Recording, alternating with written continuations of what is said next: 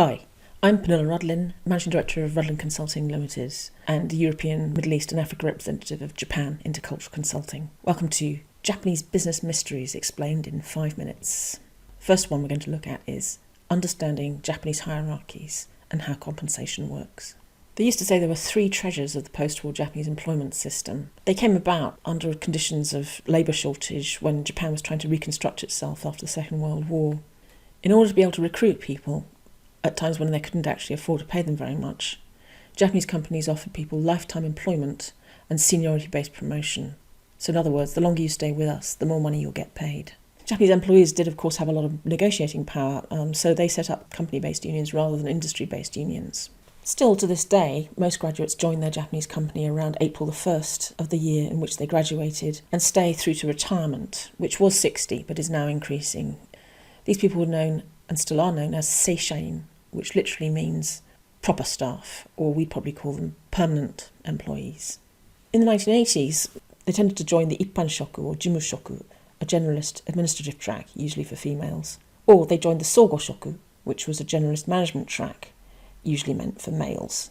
The reason they made this distinction was that Sogoshoku committed you to going wherever your company wanted to put you, either geographically or in terms of business divisions or functions. And it was felt that women should be at home looking after the family and therefore couldn't be quite so geographically mobile. And you still see to this day quite often Japanese men will get sent abroad to work, but their wives and family will stay at home. This is known in Japanese as tanshin funin. However, the Equal Opportunities Law was introduced in 1986, which made it illegal to specify gender for either of these tracks. So women were invited to join the sogoshoku so long as they committed to being flexible and mobile. And of course, men could join the ippanshoku or jimushoku track if they wanted to, although I don't think any men actually ever did. Another thing that still continues to this day is that the new graduates, usually several hundred in terms of the larger Japanese companies, join around April 1st all together in one big group, and there's an entrance ceremony and a speech from the president.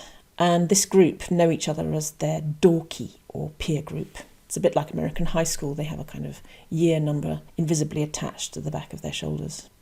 The seishain were automatically members of the company union until they became managers, and the company union would negotiate base pay every spring, quite often known as the spring offensive. This compensation, the base pay, was traditionally based on noryoku, which means potential, and also seniority. So every year your pay grade would increase automatically with your seniority. A bonus is also paid twice a year, and traditionally this wasn't based on individual performance but on company performance. So in effect, most people were getting monthly payments that were 1/18 of their salary, and the remaining salary was made up of 2 bonuses of 3/18 of the salary. These bonuses were paid towards the end of the calendar year and just before the summer holidays. Japanese hierarchies then, really nobody has titles, although they have some very obscure ones like shunin or shuji up to about the age of 40. This is when they're in the company union and they're not considered to be management.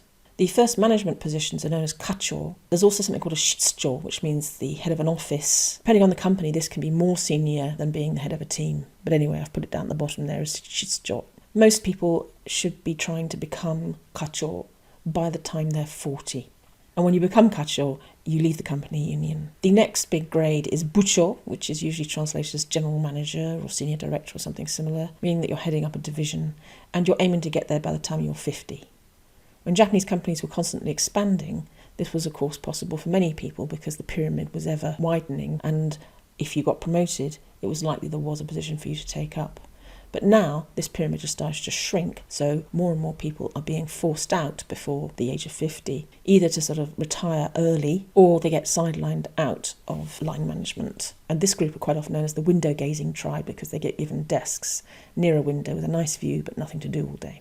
After bucho, there's honbucho, and then some companies have something called a bumoncho or a fukubumoncho, which is the head of a business group or function. And then we get up into the sort of board level. Japanese boards used to be huge with many tens of people. Now most Japanese companies have shrunk those boards right down so that there are only a few so-called representative directors. The kaicho and the shacho, the chairman and the president, and the fukukaicho and the fukushacho maybe. There are now lots more what are called corporate executive officers who aren't actually representative directors on the main board, but are hovering around underneath it. Sometimes they come with titles like Senmu or Jomu, Senior Managing Director or EVP, or Managing Director or SVP or Executive MD, all sorts of versions of it. In some companies you will also find Riji, which literally means director. It's the same name that's used for people who are trustees of a board as well.